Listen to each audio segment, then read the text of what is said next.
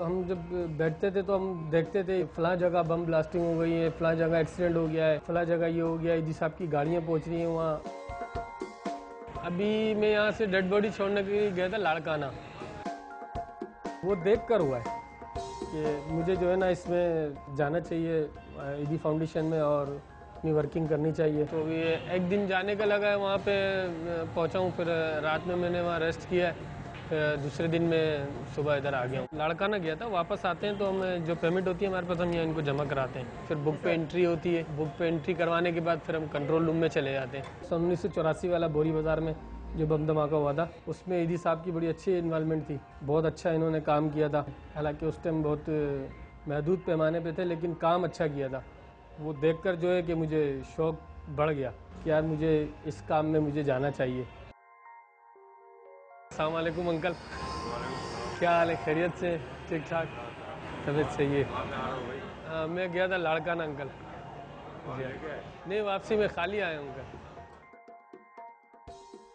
मैंने मिडिल तक किया है। पढ़ाई छोड़ने के बाद बस फिर थोड़ी सी चेंजिंग आ गई, माहौल थोड़ा सा आउटसाइड में चले गया। यार दोस्त जो होते हैं उनके साथ बस उठना बैठना, रातों को घर से देर से घर आना, वालिद साहब शोर कर देते। अस्सलाम वालेकुम, ये इमरान भाई एंट्री है यार, वापसी की कर लो यार। ये कि उन्होंने कहा कि भाई ठीक है आप नहीं करते हो तो कुछ काम कर लो। तो बड़े भाई के पास गाड़ी थी, वो उसमें वाटर बोर्ड में गाड़ी चलाते थे। फिर आहिस्ता आहिस्ता उनकी गाड़ी वगैरह सफाई वगैरह करता था, बस आहिस्ता आहिस्ता गाड़ी चलाना मुझे आ गई। फिर उसके बाद थोड़े दिन में प्राइवेट गाड़ी चलाता रहा, तो काम का शौक़ हो गया मुझे, थोड़ी एज थोड़ी सी बढ़ गई। फिर मुझे शौक़ भी था एम्बुलेंस चलाने का कि मैं एम्बुलेंस चलाऊँगा और किसी पेशेंट को या किसी मरीज़ को, हार्ट अटैक पेशेंट को उसकी मंजिल तक पहुँचाना या उसको बचाना, जज्बा पैदा कर लिया मैंने।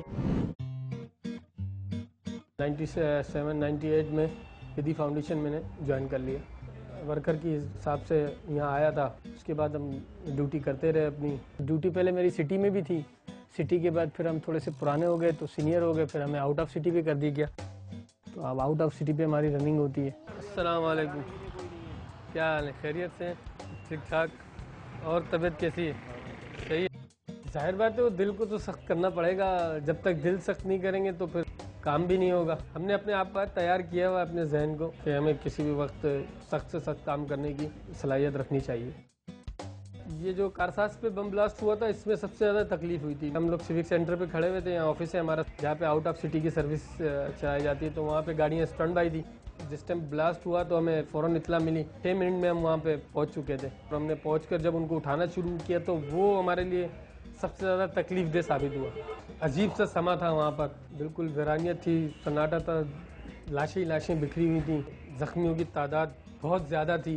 अपने आप को काबू में नहीं रख सका, आंसू भी निकल आए कुछ कि या अल्लाह ये कैसा अजाब नाजिल हो गया। एकदम उठाने की तकलीफ़ हो रही थी बहुत ज़्यादा। ज़ाहिर बात है कोई सपोर्ट के लिए नहीं था, हर आदमी एक दूसरे को जल्द से जल्द हॉस्पिटल पहुँचाने की उसमें लगा हुआ था। तो जितनी अल्लाह ने हमें हिम्मत देनी थी और भी ज़्यादा दी। एक पेशेंट ऐसा था कि उसको मैंने अपने हाथों से उठाया नहीं जा रहा था मुझसे, बहुत मुश्किल से मैंने उसको उठाकर गाड़ी में रखा। तो ये सबसे ज़्यादा तकलीफ़देह बात होती है जब ऐसे बड़े हादसे हो जाते हैं, तो कोई एक आदमी होता है और उसको सब कुछ खुद ही करना है। हाँ, पान खाता हूँ मैं और कुछ भी नहीं खाता, शौक़ मेरा यही है बस। अभी मैं उस्ताद के पास जाऊँगा, उनको मैं बताऊँगा अपना काम। अस्सलाम वालेकुम। कहाँ है कादर भाई? कहाँ है? अस्सलाम वालेकुम कादर भाई, क्या हाल है? खैरियत है? ठीक ठाक। यार मेरी गाड़ी में थोड़ा मसला है, वो ऊपर डिस्ट्रीब्यूटर वाला पानी वाला जो कैप है वो पानी नहीं आ रहा, वो और अगले हिस्से में से कैंचियों में से आवाज़ आ रही है। एक काम करें, हाँ। ये गाड़ी का रश खत्म हो रहा है, हाँ। आप गाड़ी वहाँ साइड पे लगाएं, इसके अच्छा। बाद हम चेक करते हैं गाड़ी में क्या काम है, अच्छा, फिर आपको बताते हैं। बाहर से जब हम आते हैं ना वापस, यानी कोई भी हम कॉल लगा कर आते हैं सक्कर से या लाड़काना से, डीजल भरवाते हैं यहाँ से, फिर उसके बाद उस्ताद को कोई भी काम होता है, यानी पाइप वगैरह लीक हो जाता है या ऑयल चेंज करवाना होता है, तो वो मेंटेन हम यहाँ पे करवाते हैं।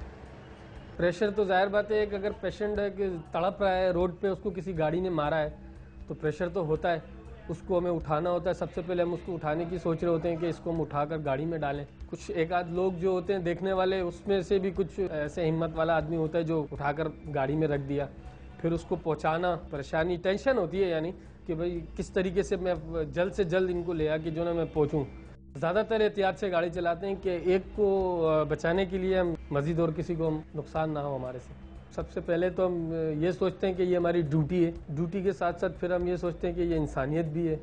अगर हम नहीं करेंगे तो फिर कौन करेगा। जज्बा जो ना वो इंसान के अंदर होता है, ज़मीर जो ना वो इंसान के अंदर होता है, जिसको जगाना पड़ता है। ज़मीर से जज्बा होता है, ज़ाहिर बात है। फिर ये नहीं देखेंगे आपके ये खून है या टांग टूटी हुई है या आंतें बाहर हैं। हमने ऐसे भी केसेस उठाए, धड़ अलग अलग उठाए।